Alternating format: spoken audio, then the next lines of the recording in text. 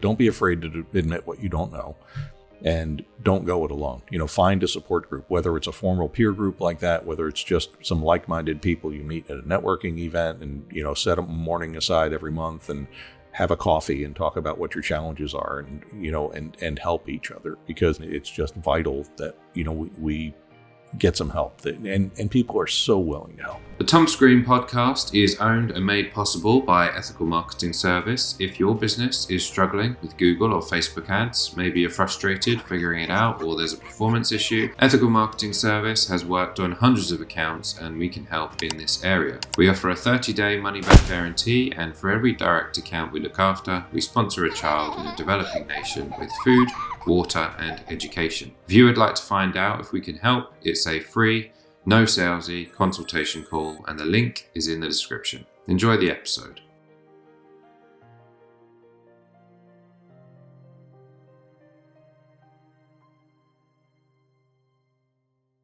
Thomas Green here with Ethical Marketing Service. On the episode today, we have Jim Rafferty. Jim, welcome. Thanks, Thomas. Nice to be here. Appreciate it. It's nice to have you. Would you like to take a moment and tell the audience a bit about yourself and what you do? Sure. I am a marketing and communications consultant based in Baltimore, Maryland, USA, and also the author of a book called Leader by Accident, which, as the title would imply, is sort of revolves around leadership and really a number of things, but grows out of an experience where I was thrust into a leadership role unexpectedly, and the difference that made a few years later in sort of stepping off the ledge into entrepreneurship and hanging out my own shingle, which, is almost a decade ago now. Well, thank you for the introduction. What does it mean to be a leader by accident? Well, in this case, the story is that I very suddenly became scoutmaster of our son's Boy Scout troop when the existing scoutmaster and his wife and two sons were all murdered by their oldest son, which is more horrible than it sounds. I still truly have trouble saying that. And, that maybe doesn't sound like a real big deal in terms of leadership, but I had zero experience in terms of ever having been a Boy Scout or a Scout leader or having any outdoor skills to speak of or that kind of thing. And we honestly didn't know if the troop would survive that. And as it turned, we were about 25 young men, suddenly reduced in numbers and without a scoutmaster. And it was odd to me that they turned to a guy with no experience in that moment. And with the help of a lot of other people stepping up and doing more, the troop not only survived, but thrived. And I spent 5 years as the scoutmaster, and it was an amazing string of adventures that challenged me and stretched me and took me out of my comfort zone. And that really fueled the journey into entrepreneurship when, I was shown the door at the job I'd held for a little over 2 decades at that point. And I mean, it had truly never crossed my mind to do anything other than have somebody hand me a paycheck and provide my health care and all the sort of safety net that goes with having a, job. But I wound up doing something very different, and it was, probably the best professional thing no doubt the best professional thing I've ever done. That's, as I said, almost a decade ago, and I've never been happier, however you care to measure success in terms of, income, schedule flexibility, loving your work, all the boxes that we like to check. So one thing definitely led to another in terms of that. And that really is the gist of Leader by Accident, the book. Well, congratulations on, first becoming an author, second, making it through, should we say successfully, if that is the case. What did you learn from that, from being sort of put in that, should we say, quite unique position? It's, there were two parts to it. There was the actual physical challenges of things I hadn't done before, just normal camping trips, weekend outings, but also high adventure trips down to the Florida Keys and to Yellowstone National Park. And on a non-scouting trip in the middle of all that, my wife and I and another couple hiked to the bottom of the Grand Canyon and spent 4 nights down there and hiked back out. And, that part of it stretched me and challenged me and took me places I'd never been before. And then the leadership side of it, in terms of having to shepherd that group or help to shepherd that group through a very, very difficult time. also helped a lot in sort of informing the skill set that I need going forward. So one of the things which I think you're happy to talk about is the advice for someone who is put in that position of being an unexpected leader. What would you say to that person? Don't be afraid to not know what you don't know. I was very upfront with the young men of the troop about my lack of scouting skills, and that we were learning these things together sometimes, and we had some more experienced hands around me to help. So that was huge. But I never hid from the fact that you're pretended to be something I wasn't. I think that's really key, and I think it translates really well now to a really challenging time for leaders in business environments, here in the age of the Great Resignation. Why do you think that was the case initially? Like the opposite, basically. So why do you think it was the case that people felt like they had to hide what they didn't know previously? I think it's something that comes with experience, but because I can remember, moving to Baltimore in my mid-20s to be program director of a radio station and managing a staff of, half a dozen or 7 people, every one of whom was significantly older than I was. So, your natural inclination is to, fake it and pretend that you're more experienced than you are. And in hindsight, that was a mistake. And I think just having some years on me by the time the Scoutmaster thing rolled around, helped, and you just develop, you get to a place where you're willing to say, look, this is it. This is what I know. This is what I don't know. And I need your help with this. And I think people appreciate that in any setting. Do you think it comes from insecurity? Yes, 100%. Okay. I did want to ask you initially about the fact that you're an entrepreneur now. And is it right that going through that leadership experience actually helped you get into entrepreneurship? Yeah, absolutely, it did. I don't think I would ever have had the guts to say, here I'm going downtown to file the paperwork to launch my company, and I'm going to come home and tell the state of Maryland to stop sending the unemployment checks, which I did. Had I not lived through the previous few years and been stretched and pushed out of my comfort zone by the scouting stuff. And that really is one of the main themes of the book, Leader by Accident, is the kinds of things that can happen when we do challenge ourselves and when we do the thing that we're afraid to do, or that scares us a little bit. So what's the story of how you started your business? So I had this job. I was the marketing and sales manager for a home improvement company here in Baltimore for not quite 21 years. And new owner took it over year before, and that did not go real well. Much more detail about that in the book. But anyway, I found myself out of work, and I started to look for a job because that was all I ever knew how to do, was look for a job. And that was a good idea in theory, I guess, but honestly, there wasn't a whole lot of demand for a, then 51-year-old self-taught marketer. So I really, it was a difficult time. Our son was a year away from college. My wife had always worked a few part-time jobs, but I was the main breadwinner and provider of health care. And it was not a happy summer here in the Rafferty household. And then actually someone from the Scout troop who owned a local business came to me and asked me if I'd stop in and talk to him about his website and some other stuff. And then my brother-in-law, who lived out of state and ran a company in an industry I didn't even know was a thing, really, asked me to look over a proposal he had to redo his website. And then a former boss who had started his own company asked me to come by and talk about things. And I thought, well, wow, somebody's trying to tell me something here. Maybe there is a path. And the thing is, though, that I think the old Jim, the pre-scouting Jim, would have taken all that on as the side work and done it nights and weekends and whenever, and would have kept looking for a job until I found one, whether it was something I actually wanted to do or not. And, I think that those experiences that I had and stretching myself both as a leader and sort of in the physical sense in terms of the camping and the hiking and the things that we did, I said, let's do this. And as I said, went downtown, filed the paperwork, and launched the company, and just stepped off the ledge into entrepreneurship. And it turned out great. I love my work. I really thought that I would be sort of the home improvement guy because that was my background. But I have clients in all kinds of industries that, it's just, and that really is my favorite part is meeting new ones and learning about what they do and what makes them work and all that. That's been a lot of fun. So are you in websites? Is that what you do?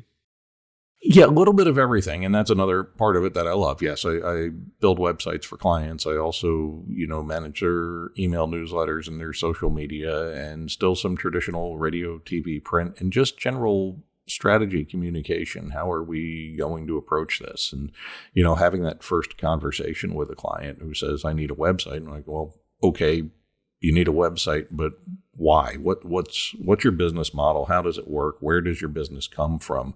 Is this website going to drive new business, or is this website, had this conversation 2 days ago, this website is really a brochure, because that's not ever going to be a driver of your business because you're not in that kind of industry.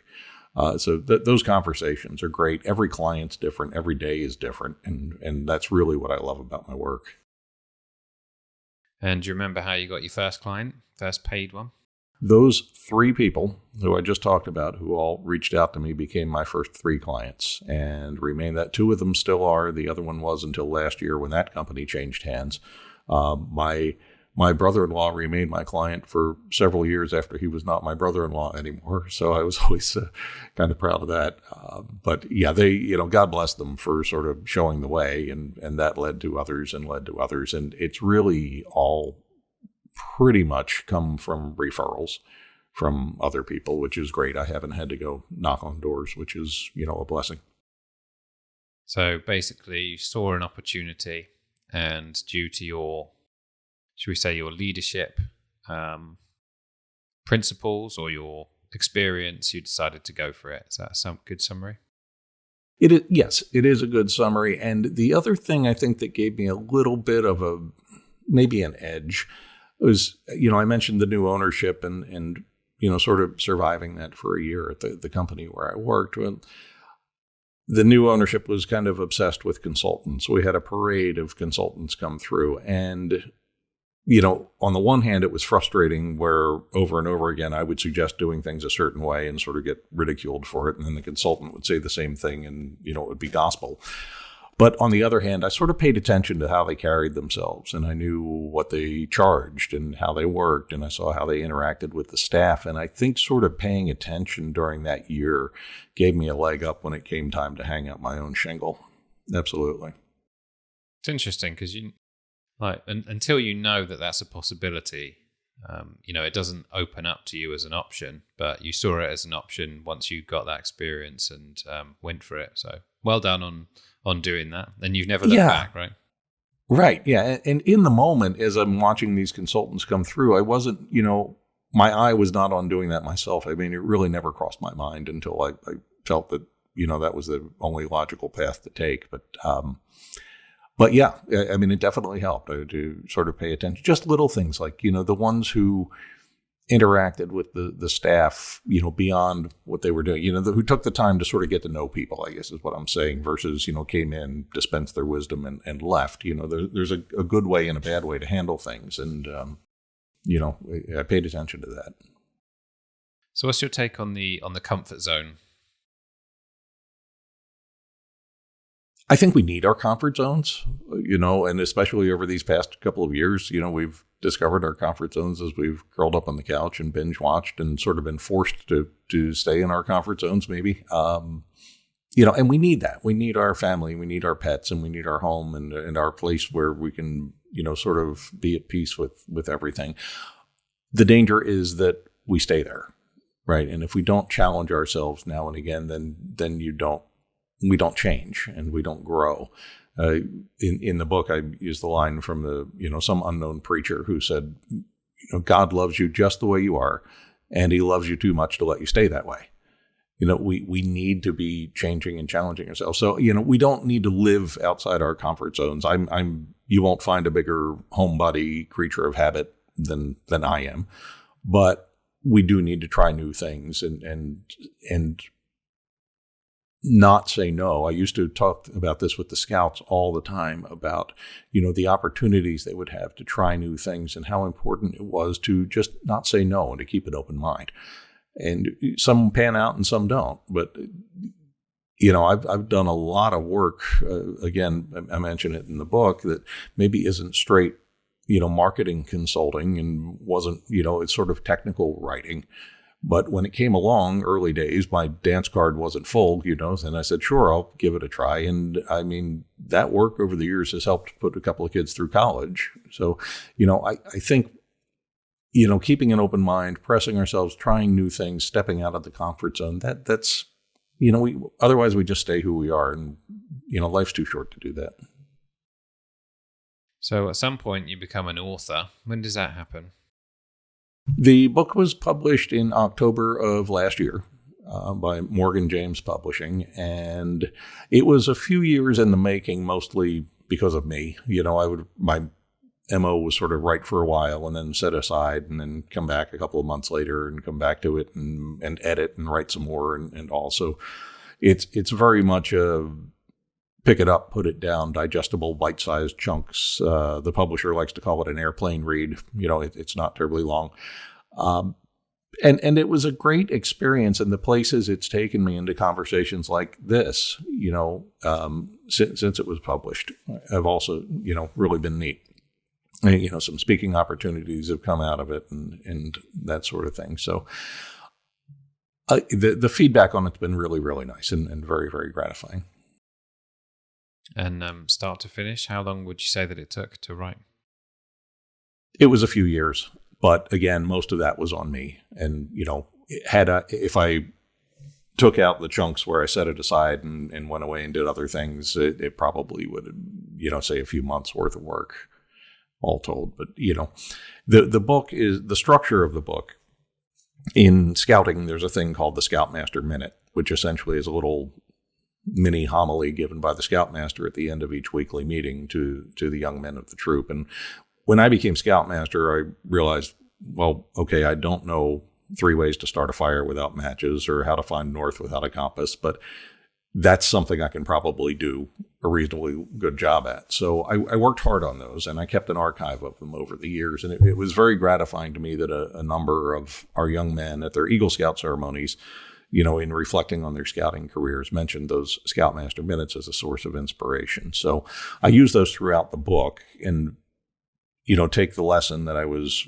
trying to teach to the scouts and then in the chapter that follows, try to translate that for something meaningful for you and me and people trying to get through life and through business and leadership and all that sort of thing. So yeah, leadership is a theme for sure. Gratitude is a big recurring theme in my talks with them. And this sort of comfort zone, if you want to call it that, but this notion of not saying no when new opportunities present itself. Because, at that age, it's so important, and teenagers, right, in the scout troop mostly, and they've got so many competing voices, and it's so important. It was so important to me to be another positive voice in their ear, hopefully reinforcing what they were already hearing at home.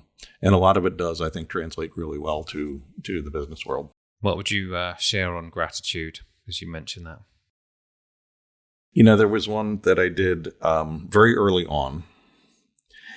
And it was pretty simple. It was about, the wind at your back, how I'd gone out for a run and, this wind was blowing in my face. And I thought, well, that's great because on the way back, it'll be pushing me along. I'll feel it helping. And I never did notice that, that the wind helped. And I said to the boys of the troop, I said, so is that how we are as we go through our days? Do we notice only the things that annoy us and not the things that are good? And it takes a little more effort, I think, to call out the positive things and to notice them as we go through our days. And if we don't do that, it's very easy to fall into the trap of complaining about everything all the time. And that was really before social media took over our lives and, this daily shouting match that we all consume with our eyes and ears, on social media and cable news and everywhere else. So, I think that the stream of negativity has gotten wider and deeper, and it takes even more effort now to counter that. But that particular Scoutmaster Minute, as I said, I delivered pretty early on in my tenure, and then again towards the end, a week rolled around where I just didn't have time. But my last year as Scoutmaster overlapped my first year as entrepreneur. So there was a week where I just didn't have time to prepare a new one. So I dug into the archives and was very upfront with the Scouts. I said, recycling one here. And so it's about 4 years later, and I delivered the opening line, and out of the corner of my eye, I see one of my older Scouts, and he nods his head and he smiles, and I hear him murmur to himself, "I remember this one."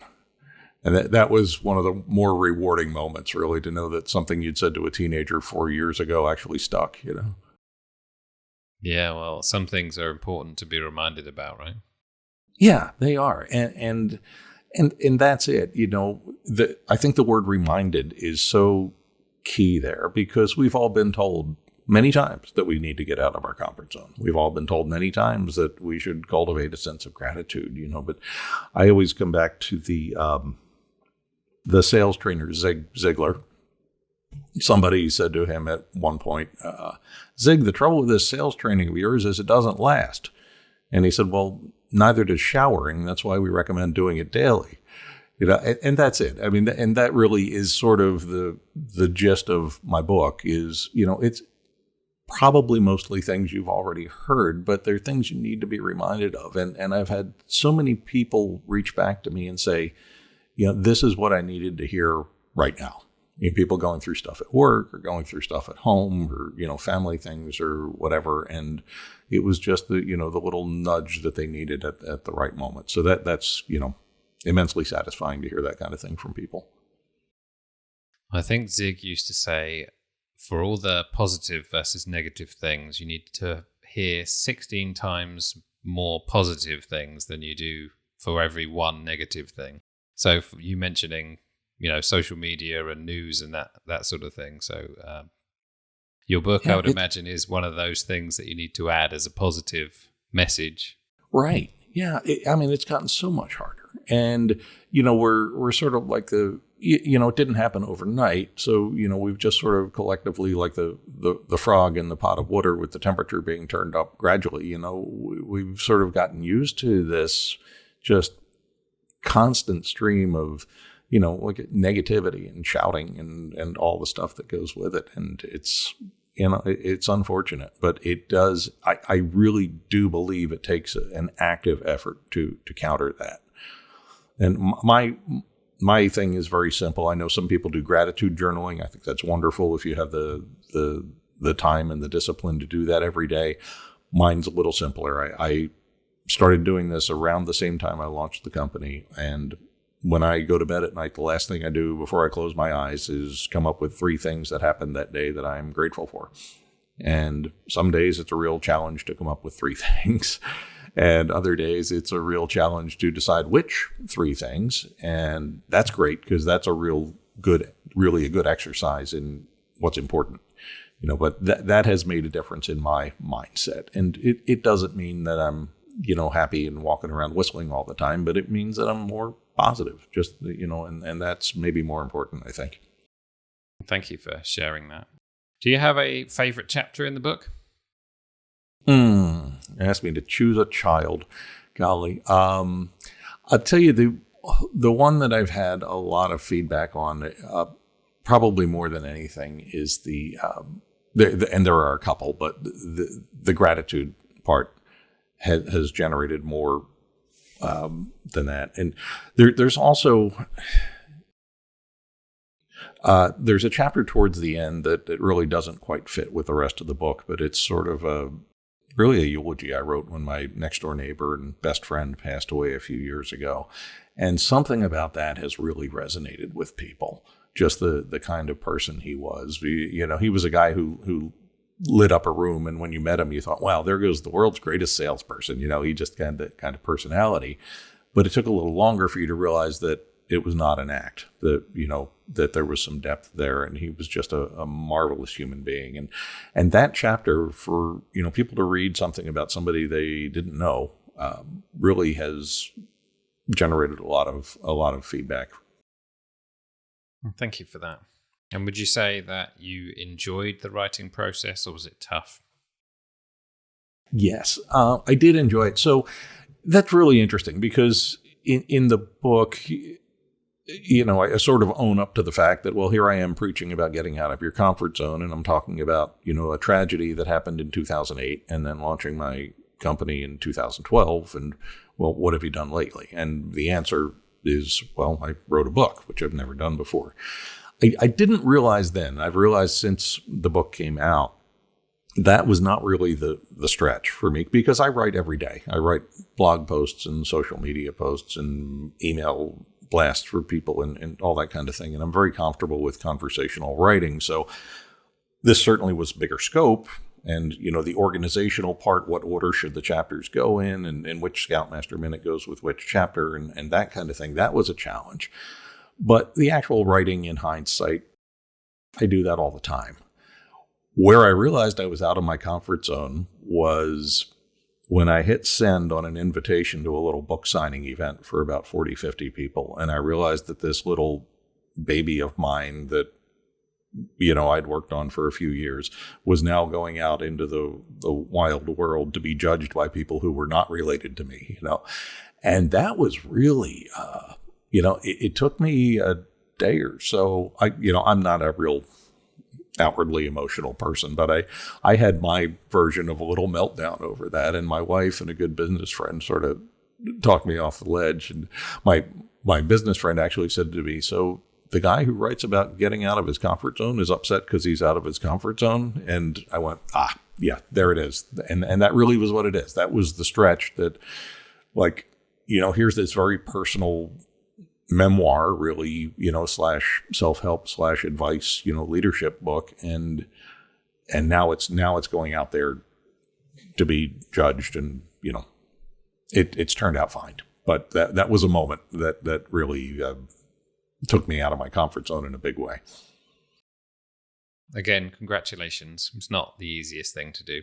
Would you say you're proud of Thank yourself you. for doing it? Yes. Yeah, I guess I am. I've really enjoyed the opportunities that have come from it, the chance to speak to some groups and tell the story, in sort of a keynote situation. And that's been a lot of fun.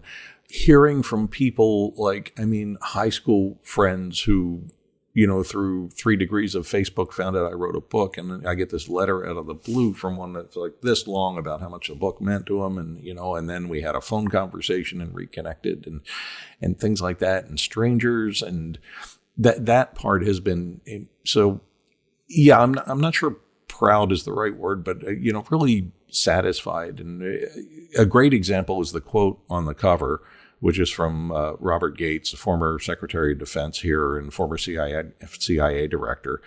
And that was, I reached out to a former friend from a scout troop and said, look, I'm at the point where, if I could find somebody who's famous to say something nice about the book, that'd be great. And he said, well, I know somebody who knows him. So this is, now the equivalent of a 3rd degree LinkedIn connection, I guess, right? It's, I don't know Mr. Gates. And one Monday morning I come down, and in my email is this glowing review that he had absolutely nothing to gain from doing. And I'm so deeply grateful to him for that. That really, it's a nice thing to have up on the top of the front cover of your book is, a quote that says, I couldn't put it down, from Bob Gates. So. Brilliant. Great to hear. And regarding your goals, I mean, whether for the book or, anything else, have you got anything in mind at the moment? Would like to continue to keep the book moving forward, and have done that with, a lot of great conversations like this one, and some, speaking appearances, as I said. And as we come out of, 2 years of COVID and start to gather in person, that those opportunities become more frequent. So that's great. And yes, and continue to, I'm not going to, I never had any visions of, retiring because I wrote a book, right? So I've got to also keep the other business going and keep the plates in the air and continue to grow that. And so far it's been manageable. So do you think you got another one in you or not? I don't know. I think we're going to let this one play out first. If I do, it'll be based on some of the feedback I've had, the stories I've heard in response to what I wrote here in the first book, because people have come and shared their own things and all that. But I don't know if there'll be another one. Sounds like it's starting already to me. Yeah. Yeah, we'll see. I don't know. I don't know if it's a book or a series of blog posts. We'll find out. So what does success mean to you, Jim? Boy, that's such a good question. As I said earlier, we have different ways of measuring it, right? And some are all about the numbers in the bank account, and some are about, doing work that you love. And, for me, even before I was an entrepreneur, I've always been blessed with work that allowed me to participate in my kids' lives as we raised them. To be the scoutmaster, to be before that the baseball coach, the soccer coach, that kind of thing. And because once they get to high school, they cease being ours for long chunks of time, right? All the activities revolve around school, and we don't see a lot of them. And because I was involved in scouts, I was, able to really have a front row seat for a lot of what our son was doing as he went through those years. And he's almost 27 now, and doing fine. Our daughter, who's 3 years younger, she is here in Baltimore, and she's a nurse at one of our bigger hospitals.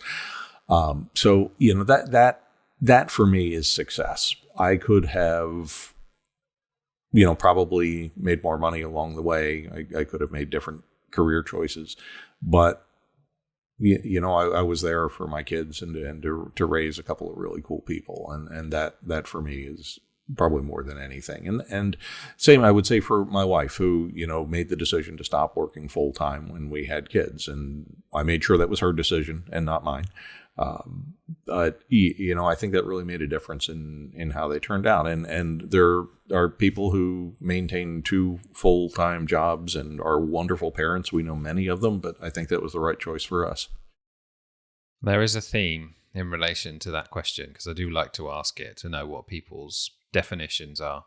And it is typically around being a good parent, raising children. So it's interesting that societally, we look at success differently than perhaps what individuals do. But I might be reading into that based on the type of person that comes on this podcast, one of the two. What are your thoughts? Yeah, I think we do. And, I'm not going to judge anybody if they measure success a different way than I do. But that's what was important for me. I've always... I read a blog post once about sort of celebrating the end. When people ask you what you do for a living, right? And you say, well, I'm a marketing consultant or that. Well, I always like to be doing a lot of different things. I've been a singer all my life, mostly in church, but a paid soloist, right? And I still do that. And I'm a marketing consultant, and I'm an author, and I'm a speaker, and, a parent, and all the things that go with that. And that's what makes me tick. I love variety in my life, and I would not do well doing just one thing. Other people are exceptional at one thing, and that's what makes them successful. And that's great, but that's not me. Is there anything that I should have asked you about today? I think you covered it pretty well. Really, I enjoyed the questions, because they were around the book, but not about the book, which is great. And I think, the only thing I would say maybe as a final thought is that, here we are in what we're calling the Great Resignation. And I actually saw an article about 2-3 days ago that said right now in the U.S., there are 2 open positions for every unemployed person, which has never in modern history been the case. And, my favorite business saying is that people join companies and they quit bosses, right? So I think there's a focus on leadership now, and especially on empathetic leadership now, because as a leader over the last 2 years, you've had to learn how to not only lead your team, but lead them in a way that allows them to not be in person and to maybe be, raising kids who are, stuck at home, learning remotely, and all these changes we've had foisted upon us by the pandemic. And that part of things, I think that sort of empathetic leadership has really resonated right now for that reason. It's a challenging time. Well, I did have one reserved for kind of like a closing thoughts, if you like. And it is entrepreneurs who are just starting out. What advice do you have for them? It's the same thing I would say to a leader who's just starting out. I mean, don't be afraid to ask for help and to admit that you don't know what you don't know. And one of the things I talk about in the book, which is a form of getting help, right? Especially if you're doing a solo entrepreneur thing. One of the first things I did almost by coincidence was I met a guy who's now a dear friend and business partner in another venture. And he was just taking over this organization that does monthly peer group meetings for business leaders. So one morning every month on the third Wednesday, or, there are several, but that's mine, 8 to 12 of us gather around a conference room table and we solve each other's problems. And you really get to know each other personally and professionally. You get some great advice. And I'll tell you, in my early days of being an entrepreneur, being able to sit there and give advice and realize that it was being well received and that it was meaningful, that was a huge confidence booster that made me think, wow, I can do this. So don't go it alone would be, which is sort of the corollary, right? Don't be afraid to admit what you don't know, and don't go it alone. Find a support group, whether it's a formal peer group like that, whether it's just some like-minded people you meet at a networking event, and, set a morning aside every month and have a coffee and talk about what your challenges are, and, and help each other, because, and I'm a guy who's very comfortable with my own company and being solitary and all. I can spend days on my own, but even being that kind of person, it's just vital that we get some help. And people are so willing to help. I mean, when I first hung out my shingle, I reached out to everybody I knew and said, hey, can we have a coffee and talk about this? And everybody was so supportive. One guy who runs a little ad agency gave me copies of his agreements and some of his legal documents that he uses and all, and just said, change the name, it's fine. And, things like that were just so, people are so willing to help more than you think. So don't be afraid to ask for that help. Yeah, it cuts down the learning curve as well. So if you're learning from, let's say, 3 or 4 different people, that might take you months or even years to learn by yourself. So it's great advice. If Absolutely. People want to buy the book or connect with you, where do they go? Sure. Leaderbyaccident.com. And they can find me there. They can find the book there. The book is on Amazon, Barnes & Noble, all the usual places you buy books. But there's links to every one of those. So start at leaderbyaccident.com and you'll find everything you need. Well, thank you for being a great guest today. And congratulations again on being an author. Jim, thank you very much. Thank you, Thomas. I appreciate it. Really enjoyed the conversation.